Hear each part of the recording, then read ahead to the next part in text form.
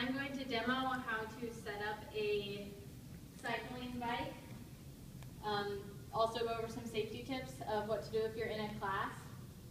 So the first thing you want to do when you go to set up a spin bike is you're going to stand beside it and your leg that is closest to the bike. You're going to lift up to 90 degrees, and that's a pretty good estimate of where your seat's going to line up.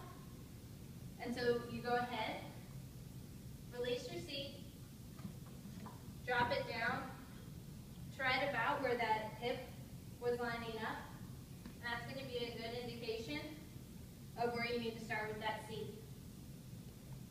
The second thing you want to do before you get on is figure out where you're going to want your handlebars.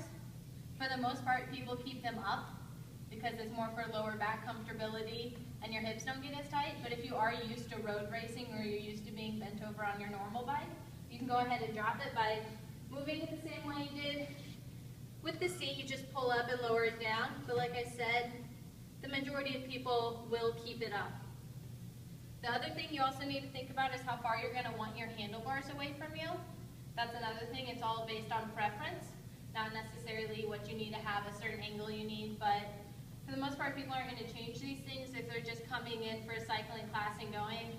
If you're doing this at home training, that's when you'd really think about setting it up a little bit more intensely. All right, after you have your seat where you think you want it, you're going to go ahead and get on your bike.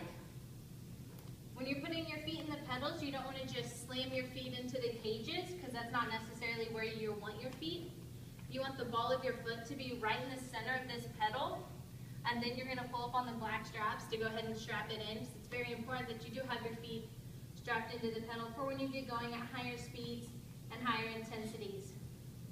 The next thing you look for is when your foot is at the bottom of the pedal stroke, you want to have a little bend in that leg, okay? That's going to be the first real sign of whether or not you're set up correctly. Most of the time there'll be an instructor going around helping you, seeing how your leg's bending, but you want about 15, 20 degrees bend in that leg.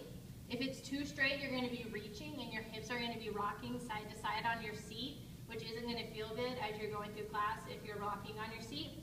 But you also don't want it too short to where you have a lot of bend in your leg because you're not going to be fully using all of that muscle that you can be. It's also going to make your knees really sore if you're not getting a full extension on them and you're trying to pedal through hills. So go ahead and then you start spinning. Make sure it's comfortable. This is where a lot of the safety keys come in.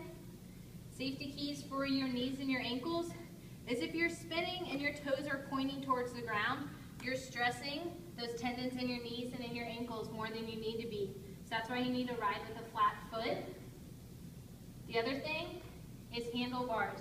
You want to make sure they're secure and they're comfortable. So you want to make sure you can still have that straight back. You have a good hip angle that you can fully extend your legs.